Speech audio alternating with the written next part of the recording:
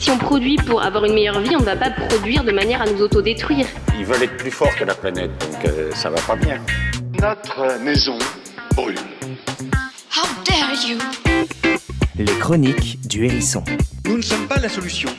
nous sommes le problème. Une émission proposée par la FRAPNA. Bonjour à toutes et à tous, vous écoutez les chroniques du Hérisson, une émission pleine de piquants proposée par la FRAPNA, la Fédération des associations de protection de la nature de l'Ardèche. Dans ces chroniques, nous traitons de l'écologie sous toutes ses formes, la culture, la philosophie, l'art, les sciences et les initiatives locales. La nature est partout et vous invite à ce rendez-vous frapnesque sur Fréquence 7. Et on commence encore une fois cette nouvelle saison des Chroniques du Hérisson en beauté avec un invité de choix puisqu'il s'agit ni plus ni moins d'Alessandro Pignocchi que j'ai eu la joie de pouvoir rencontrer avec le micro du Hérisson en marge d'un week-end de rencontre des naturalistes des terres, un collectif de naturalistes engagés dans la lutte active pour défendre la nature. Donc c'est une émission un peu spéciale puisque comme ça avait déjà été le cas plusieurs fois pour de précédentes interviews, cet entretien va être divisé en deux parties, en deux émissions, donc celle-ci bien sûr et la prochaine qui sera diffusée donc le mois prochain, toujours sur Fréquence 7 évidemment. Donc je suis aujourd'hui en compagnie de Alessandro Pignocchi, ancien chercheur en sciences cognitives et en philosophie, qui est devenu entre autres auteur de bandes dessinées, on peut dire engagées, dans lesquelles tu interroges notamment les études anthropologiques de Philippe Descola et notamment le concept très occidental de nature. Donc bonjour Alessandro Pignocchi. Est-ce que ça te va comme description ? Est-ce que tu voudrais rajouter quelque chose On peut rajouter des choses, mais oui, basiquement ça me va. Est-ce qu'il y a des choses qui te paraissent importantes dans ton parcours que tu préfères mettre en avant ? Alors, ça peut être plein de choses, c'est marrant parce que là on était en train de discuter avec Virginie Maris qui elle défend l'outil, qu'il faut sauver le concept de nature et continuer à l'employer. Mais bon, bref, c'est assez. D'accord. C'est un peu des débats philosophiques, pas forcément fondamentaux dans une période, dans le genre de période qu'on est en train de traverser. Non, peut-être je viens du milieu plutôt universitaire et j'ai eu une espèce de choc de réalité qui a entraîné une entrée en militance, disons, par la rencontre de la ZAD de Notre-Dame-des-Landes, qui a été comme choc que ça a fait à beaucoup de gens, mais qui moi a été vraiment une sorte de révélateur où les idées que je travaillais jusque-là de façon très théorique, notamment à travers les écrits de Philippe Descola, d'un coup ont pris une réalité charnelle et tangible qui a quand même été un marqueur dans mon existence récente, disons. Parce que ce concept de nature, du coup, tu disais que tu t'en débattais il y a encore quelques minutes. Si on peut juste en dire un petit mot sur le concept de nature. C'est qu'il a une histoire longue, effectivement, et c'est ce que rappelle Virginie Maris, et elle a raison, et il n'a pas toujours voulu dire, il a 2000 ans d'histoire, il n'a pas toujours voulu dire ce qu'il veut dire aujourd'hui, mais en tout cas, dans une certaine partie de la littérature, on l'associe au rapport occidental moderne construit, solidifié depuis 2 siècles, qui considère l'ensemble, qui regroupe un ensemble d'êtres et de phénomènes et d'entités extrêmement disparates. Donc l'ensemble des animaux, des plantes, des milieux de vie, des phénomènes sous un concept unique qui, en les regroupant de la sorte, les objectifie, c'est-à-dire en fait des objets dépouillés d'intériorité, dépouillés d'intérêt propre, et dont la seule existence est justifiée par l'usage qu'en font les humains, et on entretient avec eux un rapport unidirectionnel de pure utilisation. Et c'est une façon de faire qui est très particulière à la modernité occidentale, et ça a été plus classique à l'échelle de l'histoire de l'humanité,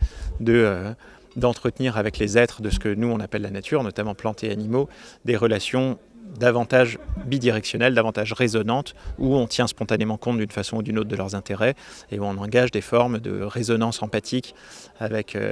elles et eux, et on est un certain nombre à penser aujourd'hui que pour espérer sortir par le bon côté de la crise écologique, il va falloir réveiller ces affects d'attachement-là que la modernité a effacés et qui sans doute nous manquent. C'est-à-dire que l'idée politique derrière, c'est qu'il y a le monde très sec, affectivement, qu'a construit la modernité occidentale, où l'ensemble des êtres non humains qui nous entourent sont de la pure matière à exploiter, et un monde assez triste, assez affectivement pauvre, et que l'idée de réactiver nos capacités d'attachement, nos capacités empathiques au-delà de l'humain, qui encore une fois ont été fondamentales dans l'histoire de l'humanité, ont vraiment contribué à nous faire à constituer évolutivement nos esprits d'humains,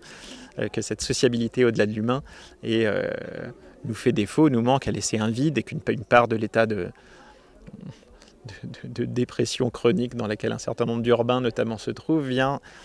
en partie, c'est pas évidemment la seule raison, mais en partie de cette espèce de carence chronique dans laquelle on est tous plongés vis-à-vis des attachements au-delà de l'humain, et que donc il y a une puissance politique dormante qu'il s'agirait de réveiller, et les naturalistes des terres se donnent cette mission-là dans toutes les formes d'attachement affectif, empathique, avec les milieux de vie, les territoires nourriciers et l'ensemble de leurs habitants non humains. Et ça passe déjà, je pense, il me semble, par le fait d'accepter qu'on fait partie de ce monde, parce que peut-être qu'un des gros problèmes du concept de nature, c'est de considérer qu'il y a la nature d'un côté et la culture humaine de l'autre, et donc nous, de nous exclure de tout ce qui nous entoure. Certes, mais formuler comme ça, le problème que ça pose, c'est qu'on a l'impression que c'est un problème d'idées. Il faut faire attention sur ces questions-là, de ne pas verser dans l'idéalisme et de croire que les problèmes politiques viennent de mauvaises idées, et qu'en changeant les idées, le problème vient des institutions. C'est-à-dire que des institutions, notamment économiques, et du capitalisme, sans surprise, qui a besoin de ce réservoir infini de ressources dans lesquelles on peut puiser sans aucun devoir de réciprocité, et c'est la base de l'accumulation primitive, et donc tant que l'ensemble des décisions politiques sont soumises aux impératifs économiques, aux impératifs de croissance, et l'économique est la force objectifiante par excellence, un monde qui est dominé comme le nôtre par la sphère économique, et un monde d'objets, puisque l'économie, pour fonctionner, a besoin que tout soit interchangeable selon les règles du marché, que toutes les entités du monde puissent être écrasées sur l'axe unique de la valeur marchande, de la valeur d'échange. Et donc c'est là le blocage, c'est pas dans le monde des idées, disons. On pourrait tous changer nos idées si on reste dans des structures d'approvisionnement, des structures et que dans les structures économiques qui sont les nôtres, on peut changer nos idées autant qu'on voudra, nos façons de faire, nos comportements et nos affects ne se transformeront pas. Donc la base pour se sentir à nouveau appartenir à un tissu d'êtres humains et non humains liés affectivement les uns aux autres, c'est de reprendre du pouvoir politique sur la sphère économique, de retrouver au moins territorialement, au moins localement, la capacité de décider comment on organise nos activités productives, non plus selon des impératifs économiques, mais selon ce qui est collectivement désigné comme désirable, avec donc un collectivement qui idéalement inclut les intérêts des non-humains. Oui, ce que j'allais te demander, quand tu dis nous, tu inclus, c'est ça l'objectif, c'est de réussir à construire un nous étendu au-delà de l'humain, avec l'idée que si on arrive à bâtir même de façon très marginale, des institutions qui permettent ce luxe-là, comme c'est le cas sur la ZAD de Notre-Dame-des-Landes, où les décisions des activités productives, de quel bois on coupe, sur quelle parcelle on met les brebis, et l'ensemble des décisions de la vie collective sur le territoire sont prises en tenant spontanément compte de ce qu'on imagine être les intérêts du bocage et de ses habitants non humains. Et du coup, l'idée, c'est que si on arrive à constituer de façon un peu plus étendue que sur la ZAD de Notre-Dame, mais heureusement, il y a d'autres endroits où ça se produit, des institutions qui permettent aux humains de construire un nous qui inclut les vivants non humains, on libère de cette façon un ensemble d'affects, de plaisirs, de joie, de formes d'intensité de vie dont on a été à peu près entièrement dépossédé par la modernité. C'est des domaines de l'expérience humaine qu'on n'a plus l'occasion d'éprouver, dont on ne connaît plus les potentialités, mais qui, c'est ça l'hypothèse politique, qui sont encore là en puissance et qui peuvent être réactivés, et donc dans lesquels il y a une force politique dormante, disons. Et pour connaître ces besoins, du coup, de ces êtres avec lesquels il est souvent difficile de communiquer, pour des raisons évidentes, à ton avis, il faut passer par la science, par le naturalisme notamment, ou pas que certainement, mais disons qu'en tout cas, leurs besoins sont niés d'une façon si intégrale que dans un premier temps, on peut résoudre cette question de façon assez basique. Enfin, on imagine, on voit bien que quels peuvent être à un niveau très basique les intérêts des vivants non humains. Sur un écosystème, effectivement, qu'est-ce qu'un écosystème en bonne santé ? Quels sont les besoins d'un écosystème ? Si on rentre dans les détails de cette question, elle est vertigineuse, elle est très difficile à résoudre. Mais si on en était au point où notre problème politique majeur, c'était cette question-là, ça voudrait dire que quand même les choses vont déjà beaucoup mieux, quoi. Et dans un premier temps, en tout cas, on peut considérer de façon heuristique et basique, par exemple, que la diversité des relations est quelque chose qui est dans l'intérêt de l'écosystème, qu'une forêt n'a jamais tendu toute seule vers la monoculture, quoi, que quelque chose de divers avec des interrelations très riches tant entre les non-humains que entre les non-humains et les humains, et une multiplicité d'interrelations et globalement dans l'intérêt du milieu de vie, quoi. Donc ce qu'il faut mettre en avant en premier lieu, c'est de l'affect pour comprendre ce qu'il y a de plus évident. C'est pas pour comprendre, c'est pour essayer de trouver une force politique quelque part, quoi. C'est-à-dire que les projets politiques contre lesquels on essaye de se battre, que ce soit le capitalisme ou son prolongement fasciste, captent les affects humains, enfin certains affects humains avec une efficacité redoutable, quoi. Le capitalisme... On est courant que ce soit la pulsion de consommation, le petit shot narcissique permis par le contexte compétitif. Le fascisme vient rajouter un affect d'une efficacité terrible qui est le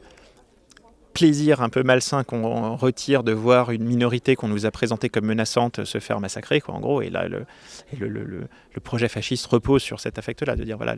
à une époque c'était le juif, aujourd'hui le musulman, et dans une certaine mesure l'écologiste, les féministes, les trans, les assistés et quelques autres, et de dire, voilà, on vous les construit comme bouc émissaire, comme minorité menaçante. Tout ce qui compose l'altérité, en fait. Voilà, une altérité qu'on présente comme menaçante pour nous, et on va leur en foutre plein la gueule, et vous allez pouvoir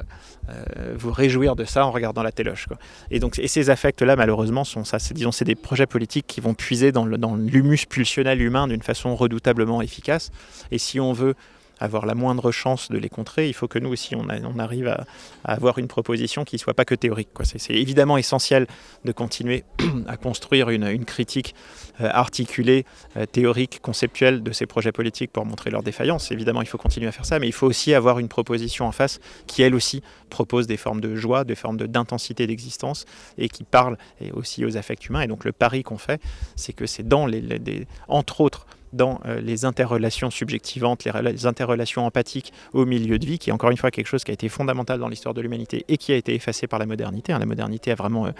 nié ces attachements-là comme étant des sortes d'archaïsmes dont il fallait se débarrasser pour permettre au progrès technologique, scientifique, économique de se déployer sans encombre. Et donc dans ces formes, la perspective de reconstruire ces attachements-là, il y a une force politique qui se base sur des affects humains suffisamment profonds, suffisamment puissants pour faire mouvement, quoi. Que tu fais pas mouvement sans une perspective joyeuse au bout. Alors la difficulté, c'est que les affects sur lesquels jouent les projets dans le capitalisme que son durcissement fascisme, c'est disons des sucres rapides, quoi. C'est quelque chose qui est immédiatement éprouvable. Alors que ces joies-là, dans ces formes de plénitude, d'intensité émotionnelle que pourraient permettre de reconstruire des attachements un peu des institutions qui permettent des attachements collectifs un peu plus riches au milieu de vie, tu peux pas l'anticiper si tu l'as pas vécu, quoi. C'est ça, c'est un des chocs que produit la ZAD de Notre-Dame-des-Landes, c'est d'un coup de se retrouver dans un territoire certes petit mais quand même suffisamment étendu pour deviner corporellement, charnellement, ce que ça fait d'être pris dans des institutions collectivement stabilisées qui permettent ce type d'attachement-là. Et donc là, c'est là la difficulté, c'est qu'on doit commencer à créer les dispositions territoriales qui permettent de commencer à goûter ces affects-là pour en vouloir plus, en gros, quoi, pour entrevoir, non pas sur le plan théorique, mais sur le plan incarné, vécu, ce que ça pourrait produire, un monde où, territorialement, on s'implique dans les façons de se lier au territoire, les activités paysannes évidemment, l'ensemble des activités productives, et d'entrevoir à quel point nos vies seraient plus pleines, plus riches, plus denses dans ce type d'institutions-là que dans les institutions modernes qui nous dépossèdent à peu près complètement de tout ce qui touche à notre subsistance, à nos liens affectifs au territoire, à la façon les territoires sont des lieux qu'on contemple, où on s'horrifie, on s'indigne de ce qui s'y est fait, mais on ne se sent absolument pas impliqué dans les les décisions qui les concernent. Et bien sûr, pour ressentir ces affects d'attachement-là, il faut avoir une forme de pouvoir politique sur ce qui se produit sur le territoire. Alors tout ça est effectivement particulièrement intéressant. Malheureusement le temps court et on va devoir arrêter là pour aujourd'hui, en tout cas pour cette première émission, puisque fort heureusement Alessandro Pignocchi, on se retrouve le mois prochain pour la suite de cet entretien. En attendant, merci à toi et merci aussi évidemment à toutes celles et ceux qui nous écoutent et à qui je dis donc à dans un mois pour la deuxième partie de cette chronique du Hérisson.